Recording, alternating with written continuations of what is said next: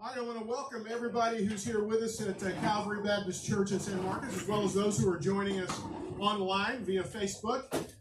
We appreciate you participating today. Let me introduce this group of panelists today.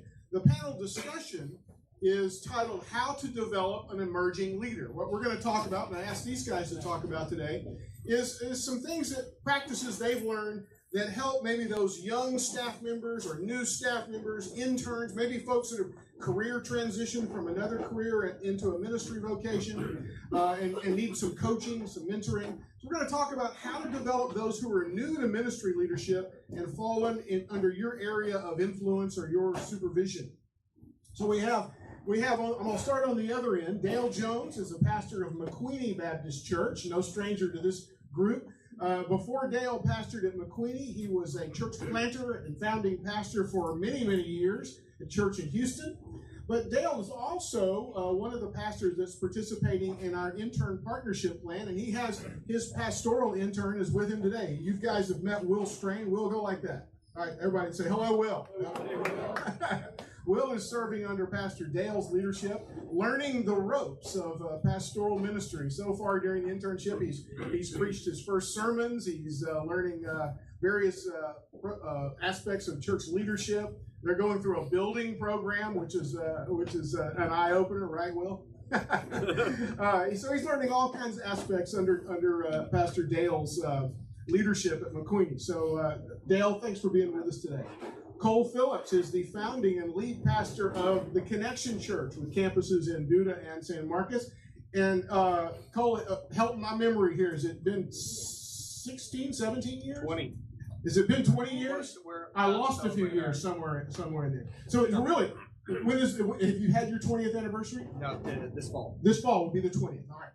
Man, time flies when you're having fun, doesn't it? It's been a blast. We were both much younger men when the Connection Church started way back. I was with SPTC back in that day. And before Cole planted the Connection Church, he was a lead pastor, also has a history in student ministries as well. And one thing that I appreciate about what Cole has done at the Connection Church is the intern program that they have established themselves as a church and training up young leaders. So he'll have some experiences to talk about related to that as well. Ben Johnson is the executive pastor at River Valley Christian Fellowship in Bastrop. He's been in that capacity at River Valley for 4 years, right? Couple I came on as groups and then that's right. You started in one, and then Cody pulled the bait and switch on you and put the executive pastor role. Before that, Ben was at a large church in the Abilene area, multi-campus church, and his last assignment there was overseeing all of the weekend services for that multi-site church.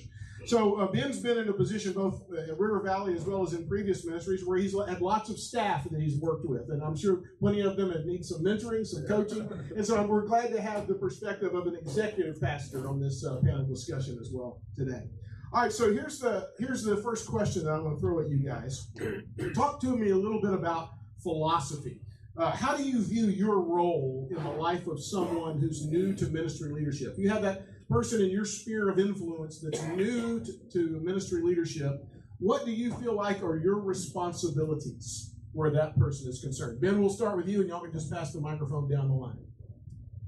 I would say in my role, it's twofold. One, just as a church staff, something that Cody leads us in well is we talk to all of our staff about we should be being coached by somebody and be coaching somebody at all times. And that can, it doesn't have to be the same person your entire career by any means, but that should be happening. And so I'm always looking for that person, and that may be in our church or outside of our church that I can be coaching. But then my role specifically with the executive pastor really is that as I'm developing and helping our staff primarily, and I see them all as emerging leaders. Some of them have been in ministry a long time. Some are really young and new, and so it's kind of having that EQ to see how I should. The philosophy is it's there, for all of them, but it's also unique to each of them based on their role and where they are emotionally and spiritually and physically, all the different things. So I really try to lead in that way where a lot of what I do is just amplifying the vision with our staff and helping them then do it with their serve team or maybe a staff member they're overseeing and layering that. But I have to concentrate on those folks, and I take that very seriously, and we'll get into probably some of the practicals of what that looks like, but that's how I see my role. Cole?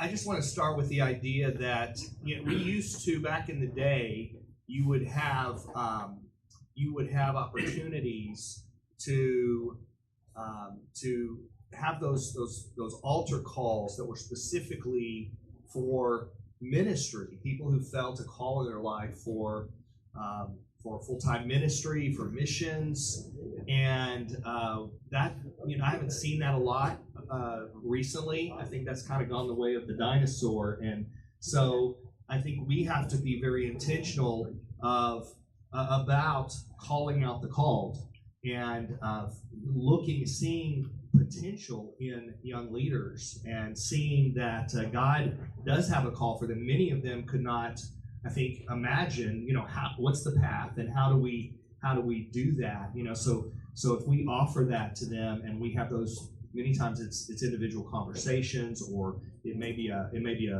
preaching point as well, but you're drawing the net, you're calling out the call, and then you're telling them that God can use their life in a great way. God has a great call on their life, and see that potential. And I've struggled with that, especially early in my ministry. Back when I was at First Baptist Wimberley, we had an intern program where I had college students come in for the summer, and some of them were bozos, and some of them I really liked. And one in particular, a guy who just really was a crazy man. He was a crazy kid. And I was so frustrated with him, and I feel like I did not see, actually maybe two of these guys where I didn't see the potential in them, and today they're both doing great things in ministry. So trying to go ahead and put a 10 on people's forehead and seeing the potential that God has placed in their life. And then I would just say, personally, my role, it does become very relational. It's a relational, let's develop this, let's walk this road together as we move forward and talk about what that path looks like moving forward in ministry. Dale? Yeah, well, the first thing I think is, my concern arises from my own experience as a young pastor when I first started.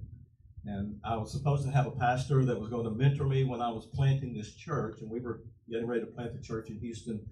And so his life went off the rails, and the church that was sponsoring us got sidetracked and all of that. And so I was trying to figure things out on my own and trying to figure out how to do it. That stuck with me all of these years. And when I think about my responsibility as pastor, it's not only to train and teach and share the gospel with my congregation, but I really, from the beginning, have felt like part of my responsibility is really to look and see. And like you said, it's not like it was in the old days where you give the invitation and the people that were feeling called came and said, "Hey, I'm called," or "I'm ready to surrender to ministry." But I actually think this is maybe even better. It means that we have to really look. The first thing I put down on my answer was to recognize a leader. Yeah. To recognize them, see them, watch them. Will was at our church already and was serving there, and I had a chance, and I already had decided, when I heard that he was feeling called to ministry, I'd already decided right there that I was going to have him on staff if I could and guide him the rest of the way. And I've done that all in my ministry in Houston as well.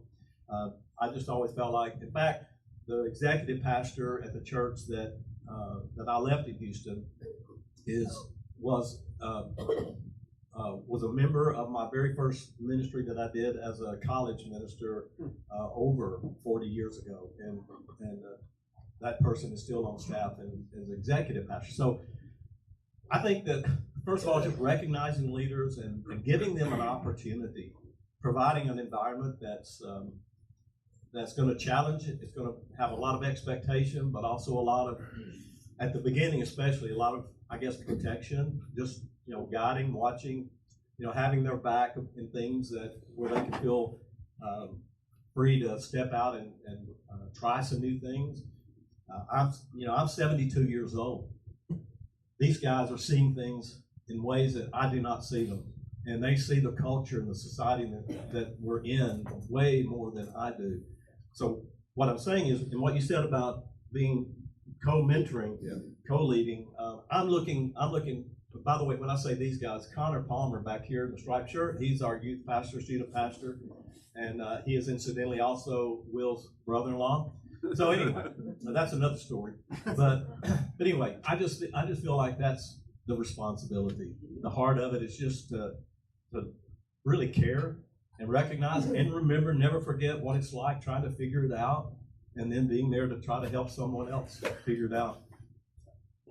So I've seen a stat recently that just said that, the average age of pastors has risen by, it's like 10 or 15 years now. So we could look at this as an opportunity or a crisis, but, we've got to be intentional about replacing ourselves. Nobody likes to think about that necessarily, but the fact is, through what we've been through with the lockdowns and all the division in our country, it's harder and harder to step up and pastor and lead. And so it's not something that's super appealing to young people coming into, career choices. And it's not a career, it's a calling, but we've got to take this seriously, this responsibility seriously of raising up these leaders.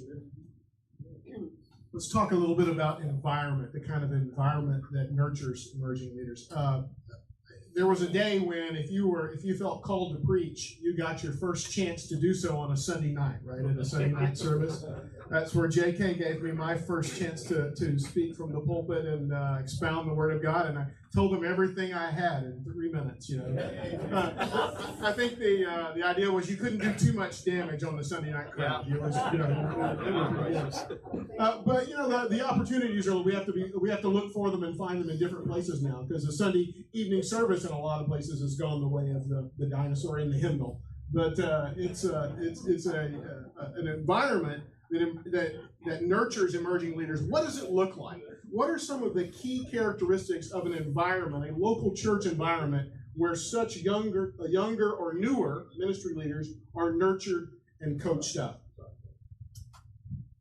A few things I wrote down is, again, in my context, specifically with being an executive pastor, but one thing I love about our church, and again, this comes from Cody's leadership and just from the top down, is we talk about a lot with our team, and it trickles down to our serve teams, is healthy churches are led by healthy leaders.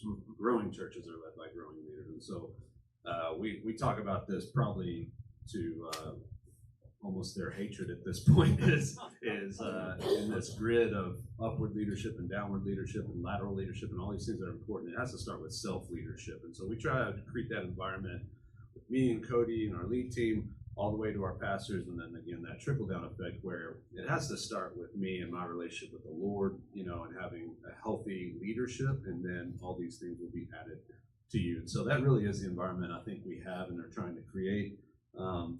Specifically, like how I do it with my team from there is I try to set up some strategic meetings that everybody knows. Like I have a once a month meeting with my team. I have some a once a week meeting with all the pastors and the staff. And so you have these structures that help facilitate this. But in those times, I'm trying to meet them where they are and create that environment. We're not just even talking about the job or this task. It really starts from a place of how's your family, how's your life, how's that self-leadership, that relationship with the Lord, and then those lateral leaderships. And so we try to dissect those things, and we do talk about those details of this event or that, but that really becomes last on the agenda for me, because I want to make sure we're talking about those things all the time in these meetings. And I think it's also being a church environment as a whole that people want to come to, young and old.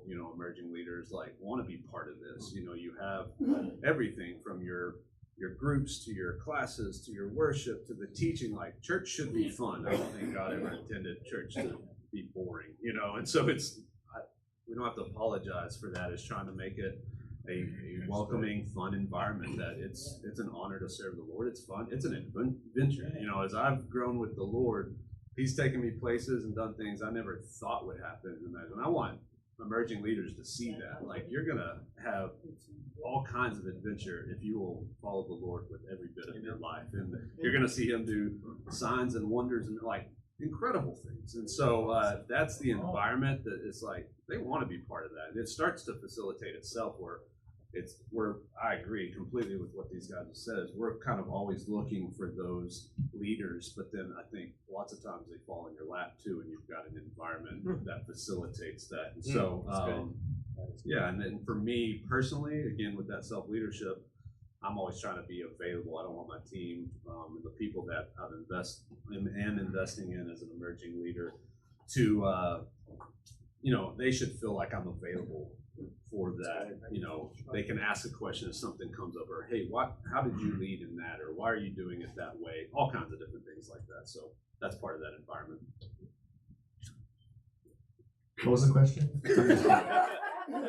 So I think the environment, I hate to use this word, but safe space to fail. Yeah, mistakes. Make mistakes, a place of grace. So if you're raising up young leaders, you just got to know that a lot of their growth and their development is going to come with a lot of mistakes. We do on-the-job training. You don't sit in a class for. In fact, of our whole staff, myself and Mackenzie are really the only ones that have Bible training in college, formal education. Yeah, you wouldn't know that I had that formal education. Yes,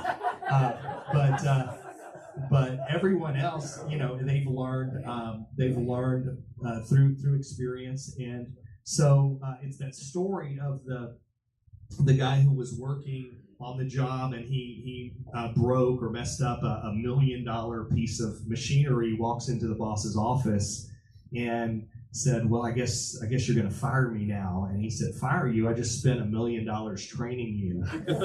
Why would I fire you? And so sometimes we've had those kind of critical, and there are things, that you certainly can do that will, where you got to face those consequences, but many times just through lovingly restoring them, teaching them through the mistakes that they're making, you end up with somebody that is trained at a high level. And so I think the environment also needs to be a culture of critique, where feedback is given often and honestly, so that you're able to kind of dissect. We say feedback is the breakfast of champions. So you got to be open to receiving feedback, but that's how we learn and grow. So those I think key elements of the environment that we want to create. And Cole, in addition to teaching skills, you also train them doctrinally too, don't you? Yeah, we've done a lot of classes where I'll take time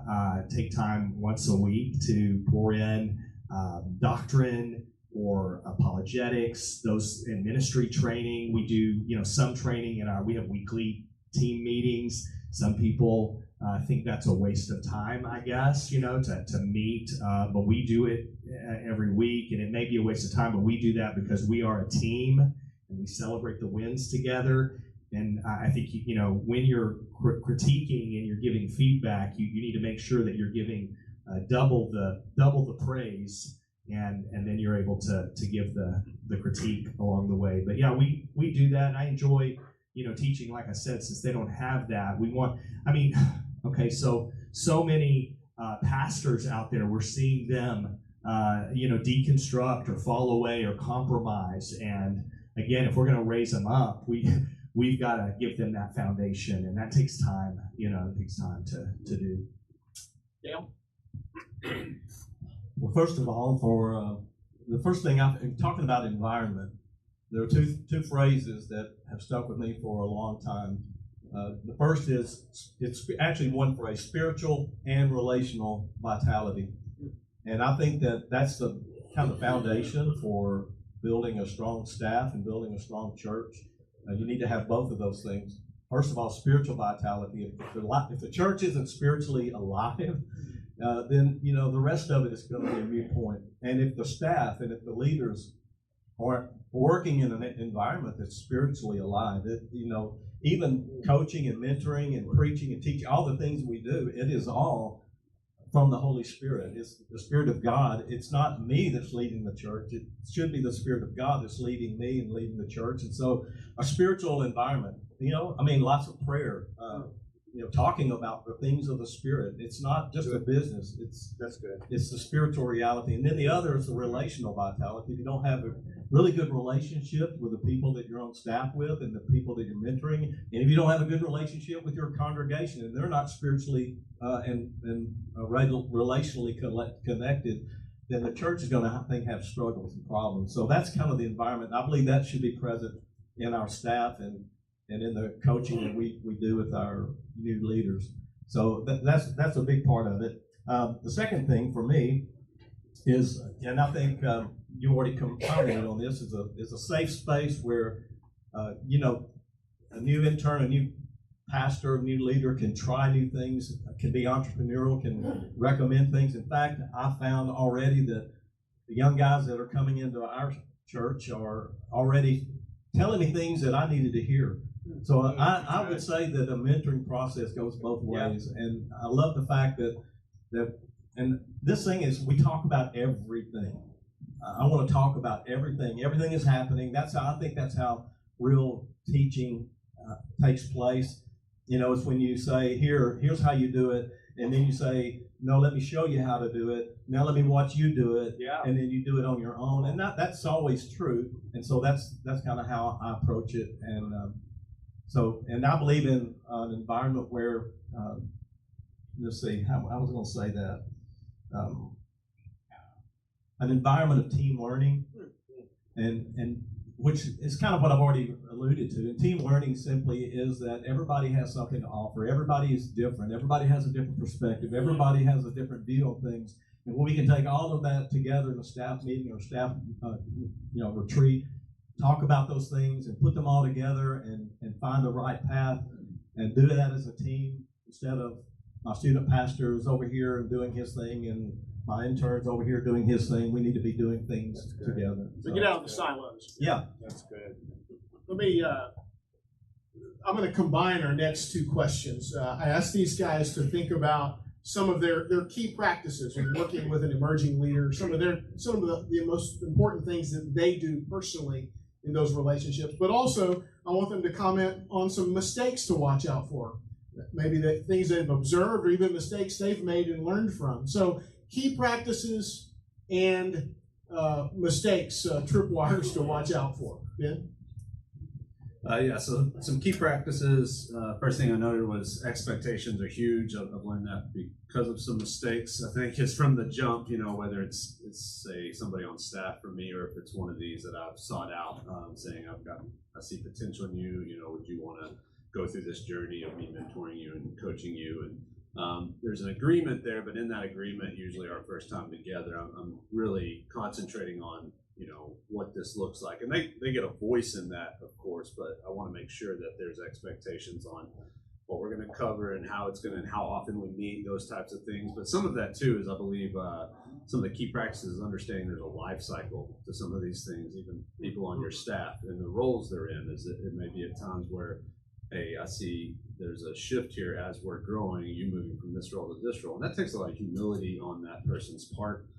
But in that is understanding life cycle. Maybe it's somebody I'm coaching that's not on staff and trying to mentor, but I don't want them to feel like this is just an eternal thing, and they may at some point feel like, hey, I feel like I need to move on to maybe another mentor, but they don't want to hurt my feelings. And so we just established that up front is we're going to meet for 6 months, year, whatever, and then let's touch back in. You're not going to hurt my feelings if you feel like the season's done, or vice versa, or we need to change this up a little bit. And so I think those things are important for me. And as a recovering people pleaser, I'm also trying to concentrate in that time too, is I need permission from them. Is like, there's going to be accountability here. I'm going to praise you a ton, but I don't want to feel this burden of, I need to talk to you about this, or we need to call this out, or hey, I saw this in this meeting. Let's have before you do anything else, we're going to have a conversation real quick. And I don't want to feel bad about us needing to call that out and talk about it and build on it. And so that's as important for me as maybe that person. But then I think there's something too that with the key practice is there's a lot of talking and praying, and all that's important, but it can become sort of philosophical on what your calling is and what you want to do and what you think your future is. And at some point, me moving to a place of sort of that mama bird kicking the baby bird out of the nest, and it's sometimes those are hard things. Sometimes it's that permission to fail is that gets hard when it's time for them to maybe preach on a Sunday, and we don't want our quality to dip too much, and finding that balance, right, of like, that's important for them to sort of stretch those muscles and then us talk about it, but I also know it's not going to be as good as Cody preaching in those types of things. And so, with that kind of thrown into the fire, it's even some things like with my staff is, unfortunately, I've been through situations where it's, I get that call of somebody had killed themselves in our church, and you got to go immediately to that family and take care of them, and maybe even do some physical cleanup in the home. Well, it's finding those opportunities to go, you're coming with me, and I'm not going to make you, not a go do it. It's a come with me. It's exactly what you were talking about. But some of that gets, this, it gets real. It's different when we're talking about come to this meeting and watch how I lead the meeting. That's important. It's a whole different ball game when we're dealing with one of our teams just killed themselves, and the grandparents and all that kind of stuff. So it's big extremes, but I think that's hugely important with the key practices, and so some of the mistakes, and a lot of those are similar to the practices that I now have, but let's see. Oh, for me, I think these are mostly mistakes for me is understanding that I can't coach too many emerging leaders at once. I have a capacity, and I have to be very conscious of that, and then play that life cycle. When it's time for that one to roll off and go lead and do some things, it's looking for the next one. But I also know now better how many of those people, since it's also a big part of my job as and understanding that is how many people outside of my staff can I handle and should I handle, and encouraging my team to see that as well. So that's one of the big things. It's good. Cole, key practices and mistakes? Good stuff. I think just bouncing off what you're saying, we say don't do ministry alone, so you're bringing someone with you, because we're always modeling. You don't reproduce what you want, you reproduce who you are. And so, what we do, I just keep saying cliches, what we do, sticky statements, what we do speaks so loud, that people can't always hear what we're saying. And so people are watching, and that's how they're learning. I think, a key when we're talking about this whole environment and practices, thinking about it as a parent. When you think about your kids, there's an art to it. Train up a child in the way that he should go, which means that everybody has that certain bent, and you don't parent the two different children the same way, and you don't lead two different staff members the same way. They all have their own stuff, and so you've got to get to know them and begin to help them develop their strengths. One of the ways you were talking about the preaching, and one thing we've done occasionally is we'll have it might be a little silly, but we've actually had the people that we're raising up as speakers or as preachers do take a point of the sermon. So you're working with them on that, but then they go up and they're up for 7 or 9 minutes or something like that, and then someone else will step up into that. So that's just an idea. But we like to give people opportunities before they're fully ready. If because our standards may be such that we say, oh, they're just they'll never do it. But I thought I'd let my team. I got a lot of my team here. They can tell us all the mistakes that that I've made. You've got to have the right amount of. People will accuse you of being a micromanager. When you're trying to set boundaries. At the same time, there's the micromanaging versus sort of abdication and just letting it go. You've got to walk that line and give freedom, but also give I think we didn't ever say, help define goals and expectations so they know what the win is. Because if they don't know what they're shooting for, then they're not going to hit it. And so we got to do that. And then I think the last thing I want to say is everybody has issues, and sometimes in ministry we want to fix those issues, and we'll carry that too long, trying to fix stuff that you just can't fix. And there does come a time sometimes when you've got to part ways gracefully, but ultimately I think a lot of times in ministry we look at our team, our staff, you probably wouldn't call them team, but your staff, as being there to serve you or to further your vision or further your ministry.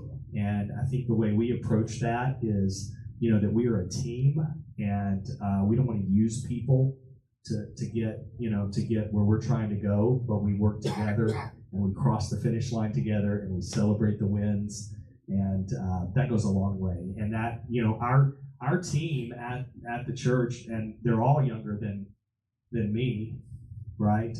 And they're all from within. Chance we kind of counted as from within because we had a relationship before we got connected. But they're all from within, and we have a very long tenure at our church together of people who tend to stick around. That can cause challenges as well, but we try to operate as a family, and it's fun doing ministry that way. Okay, just a couple of things that I want to throw in. I think we've covered so much already, but I've already kind of mentioned talk a lot about everything involved. I mean, you've got to be talking and sharing. Be prepared to learn from them. I've already mentioned that. I think I can learn a lot from the guys that I'm mentoring. This is important. I don't think I've mentioned this yet. Is study together. You talked a little bit about that. We're doing classes. We don't do a class, but we do we have a staff meeting every week. Some of that staff meeting is involved in just organizing and planning things you'd normally do at a staff meeting, but the balance of it and the greater part of it is usually spent just studying together. And I will just tell you that there are so many good leadership resources out there, and I know you guys are all aware of most of those. I have found one that I think made the biggest difference in my life, and because I started this many years ago and realized how very important it is. We can talk all day long about looking at leadership strategies and all the things that we can learn from some of the great leaders, but if we don't learn, and I think you mentioned this, we don't learn to understand ourselves. I mean, I look back and I realize that most of the hard things that happened in my ministry in the early days, and most of the problems that I saw, were not problems with the church that I thought they were with me. Wow. And I had to learn the different, I had to understand that. So, and I'm not very good at just, finding all of those resources. And so you may hate this, okay? But I'll just tell you the resource and right now we're going through this again. The title of it is The Leader's Journey. It is written by Jim Harrington, Tricia Taylor, and Robert Creech. And you may not know who those folks are, but they were very, very active in the Houston area. Robert Creech is, I think, now at Baylor, at the seminary there. So anyway, this talks more about managing yourself and understanding how you're relating to people and why you relate to them the way you do, and why you react and respond the way you do. And for some, they're going to look at it and go, man, that's so much psychological stuff. And it is. But we are psychological creatures. We are created that way by God. And I think that this is one of the most important things you can do is try to help a young leader understand how they're going to hurt themselves and how they're going to help themselves and how they're going to react and respond in the midst of crisis. For instance, somebody asked Will what his responsibility was. He didn't mention this at the table, but I've had him preach and different things, but I also gave him responsibility. In our church, every area, every cabinet's full of junk. Anybody else have that problem? Junk everywhere. And finally, we said, we got to do something about this. So I said, hey, Will, you're going to do this. Yeah. And everybody loves him now because he had a meeting just recently and got everybody together. But I'm saying that out of that meeting, and we had our debrief on that meeting, and what I was looking at and examining was not what happened in the meeting, but about how he was responding to it, how he was reacting to the reaction that he got. And so those are some of the things that I think are really critically important. And I'm just going to leave it there. The mistakes I think is we don't want to try to create them in our own image, but we want to help them find what God is doing in their life. We want to, protect them and watch over them. Well, I put it this way: throw them in the deep end, like I just talked about. Throw them in the deep end, but watch them carefully, listen to them carefully, and be there to help them if needed, and give them a chance to experience those things while they have somebody to give some advice back to. Will never preaches a sermon, nor Connor, nor me, that we don't talk about those sermons. Mine are always, in our evaluation, are always great, by the way. Of course, yeah. Mine are always, I never hear anything from them upon any criticism at all on my sermon. It's amazing. And so I just feel like I've made it, and I've reached the point. So that reminded me of a story that we had a guy. I'm not going to mention names, but we had a guy on our team, and he had gone as a volunteer to a camp. He wanted to serve in the youth ministry, and he had gotten upset at the camp and left, and he wanted to be restored in that, and so I get up to the church and I look out in the parking lot, and our youth pastor has this guy out in the park. You remember Karate Kid, and wax all that stuff. So he's out there power washing the parking lot, and it was just such a picture of someone who said, "I'm in this. I'm gonna give everything I have to push forward in the calling that I have," and went through that process, and has become an incredible part of our team through the process. So sometimes how people respond, you can watch how people respond to hardship, or how they respond to conflict. They kind of self-select in the process if they stick with it and you do it in a gracious, graceful, loving way. You can see that happen. It's incredible. The last question for the panel is a complete this statement kind of question. So I'm going to ask these guys to sort of take what they've learned about mentoring and developing emerging leaders and boil it down into the purest, most golden nugget you can, completing this statement. Whatever you do, make sure you fill in that blank. So and for those who find themselves in a situation of developing someone who's new to ministry leadership or having that role of mentorship in someone's life, how would you complete this sentence for them? Whatever you do, make sure you... I'm going to send this down to Dale. We'll let him go first and work it back this way. Whatever you do. Yeah, whatever you do, make sure that you love and care deeply for the person that God has placed in your care. Oh, wow. I love to care about them. It's incredible. Okay, I don't have it that succinct.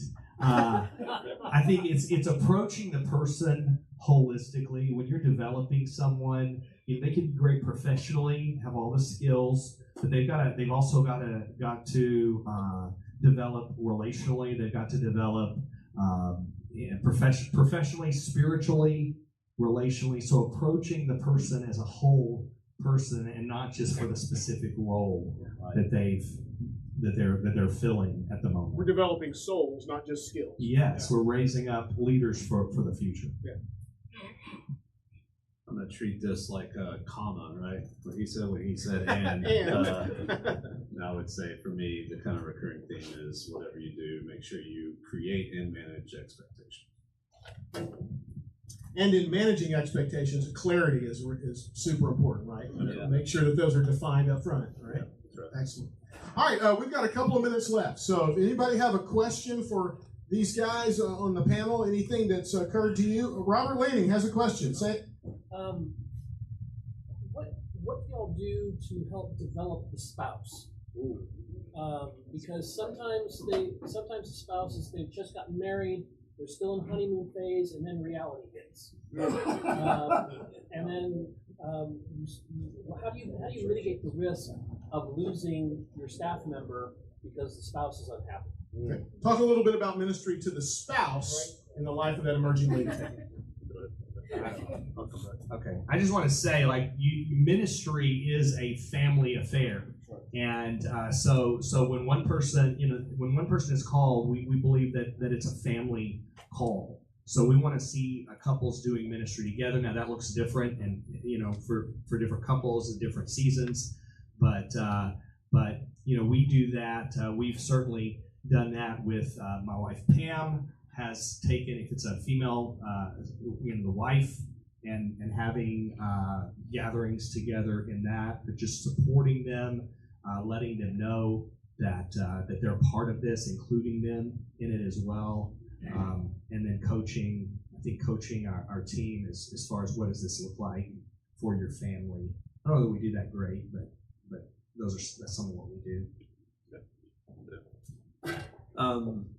For us, so the last two people I hired, one was a children's pastor and a student pastor, and I was clear with them from the hiring point of, with your spouse, what we expect is that they're like any other church members. We would want them to be, for us, some of the values we have in strategy is to be in a group and to be connected and to, all these things that we have, what we call We Love, Grow, Give, Go. And that's what we expect of every church member. But I'm not, in these situations, hiring you, because sometimes those lines can get blurred a little bit on is that creating and managing expectations is, I'm hiring you for this role as student pastor. I'm not expecting your spouse or your daughter or son to then have to do it. If they want to serve in that place, that's great. We want that because we expect everybody in our church to step up into that. And so we try to help with those expectations on the front end, but as we go to some of our practices are just that they are very,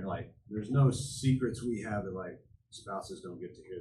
You get to talk to your spouse, and the things that need confidence, we expect that, and if there's a problem there, we'll deal with the problem. But we don't want to get in these weird situations either where you don't feel like you can go home and be 100% real with your spouse because we got this big thing we don't want getting out yet, that kind of stuff. And so, but also, as we do staff appreciations and we do even our weekly or monthly staff meeting, we want them, if you want to come. You don't have to come. It's not an expectation, but you're welcome to come here, be involved. We want you to be a part of this. So I don't know, that we do that perfectly by any means, but we're really, because of some mistakes that we've experienced maybe as pastors or the way we've done it, we're trying to clear some of those up. And it feels to me like what we've got going is pretty healthy. So be inclusive as much as you can. Yeah. Okay. Yeah, I would just say that, first of all, I haven't done this to the degree that I know to do since I've come to McQueeney. I've been in McQueeney since 2016. But having said that, I will say that I think it's so important that in my ministry experience, and I'm trying to move there and get to this place with our current staff and newcomer, that we try to have at least one staff meeting a year, and ideally a retreat, to go away in a retreat, take their wives and the staff members and go on a retreat together, spend time together, do things that are fun together, get to know one another, be really close, but then also in doing business and especially looking at a future year, what's going to be happening this next year, what's coming, and what does my wife have to say about this? How does she feel about this? And letting our spouses, whether it's a wife or a husband, have some input and know what's happening, not be completely blind to what's taking place, so you can expect what to expect. And so to my guys that are here today, I will say I apologize. We haven't been able to get to that place yet. One thing we're dealing with is it's a little different when you have bivocational ministers that are on staff and trying to find the time to do those things. But it is a direction I think is important. I want to thank you guys, Dale, Cole, and Ben, for spending some time. And I know you took some time preparing as well as being here today. So thank you very much for sharing. To our brothers and sisters here at Calvary Baptist Church, Dennis and crew, thank you guys once again. Let me pray for us and we'll be dismissed. Heavenly Father, thank you for these men for the lives, the families, the churches, and the testimonies that they represent. Lord, we didn't ask them here because they're experts. We asked them here because they've been faithful servants of you and of your church. And they've learned some things along the way. So thank you, Lord, for through them teaching us and sharing those things with us today. Lord, bless them. Bless their ministries. Bless their families. Bless their lives, their testimonies. And Lord, bless them as those who see it as part of their responsibility to train up new ministry leaders. Lord, bless them in that. May their tribe increase. Thank you for these dear brothers and sisters who are gathered here today. Thank you for bringing us all together. Now take us back, Lord, to our places of service safely, and allow us to continue serving you and your church, your bride, the bride of Christ. It is in his name that we pray. Amen. Amen. Thanks, guys.